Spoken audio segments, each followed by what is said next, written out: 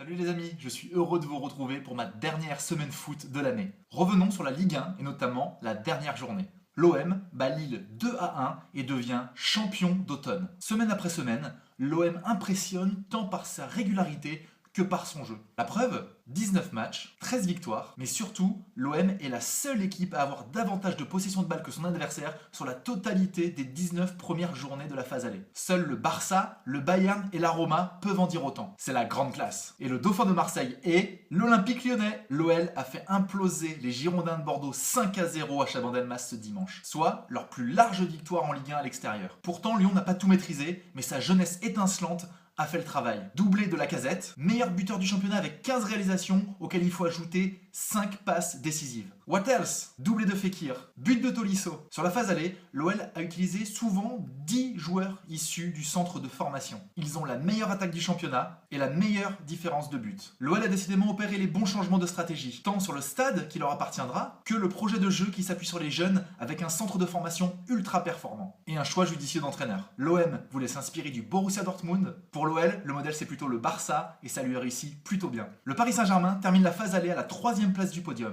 Alors le PSG perd peu, une fois, mais le PSG inquiète. Et à force de dire qu'ils ont le talent pour rester moyen toute l'année et mettre le coup d'accélérateur à la fin qui leur permettra d'être champion, tout le monde connaît la fable du lièvre et de la tortue. Toutes les stars sont revenues depuis un mois, mais ça ne va pas en s'arrangeant. Un bon 0-0 bien moyenasse face à Montpellier. Saint-Étienne et Monaco terminent bien l'année avec un succès face à l'Evian Tonon-Gaillard 3-0 pour les Verts qui se placent à 2 points du Paris Saint-Germain au pied du podium. Et une victoire 1-0 pour les hommes de Leonardo Jardim qui continuent leur folle remontée et se placent à la 5e position du classement. Sinon, rapide bilan de ces phases allées pour les autres équipes de Ligue 1. Très belle surprise nantaise qui n'a pas pu recruter notamment cet été mais qui s'est appuyée sur ses jeunes. C'est la mode décidément. Et avec le plus beau public de France. Fantastique. Rennes est résolument l'équipe la plus inconstante du championnat de France et de Navarre. Champions League en octobre, Ligue 2 en décembre. Beau réveil des Lensois qui seront longtemps restés sur le fuseau horaire de Bakou. J'aime bien aussi ce qu'arrive à faire Sylvain Ripoll à Lorient. Mission très compliquée pour lui suite au départ de nombreux joueurs majeurs à l'intersaison, de leur gourou breton père 2 et d'une gestion à la Lehman Brothers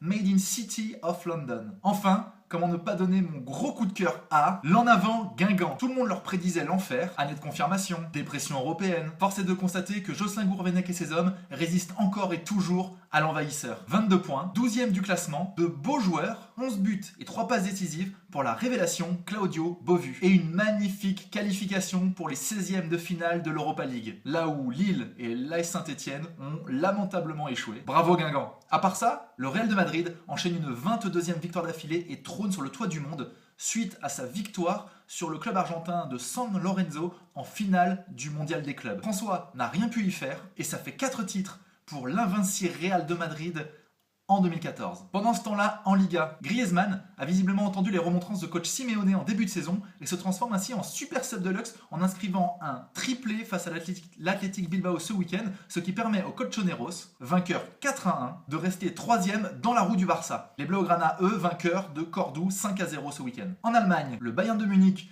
ne perd toujours pas et survole un championnat dans lequel le Borussia Dortmund ne gagne pas.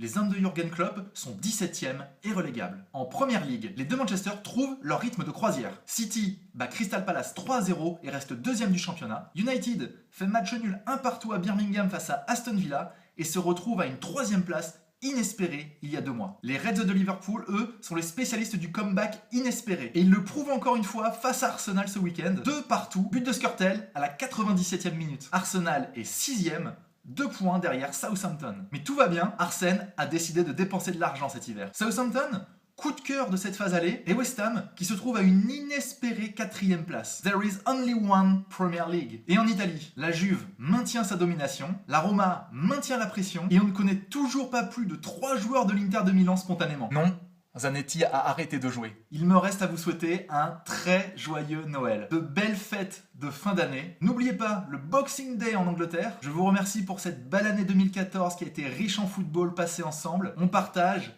on like, faites suivre autour de vous. Tir au but, c'est là qu'on parle football. Merci à tous pour votre soutien. Je vous souhaite de très belles fêtes et on se retrouve pour la reprise en 2015.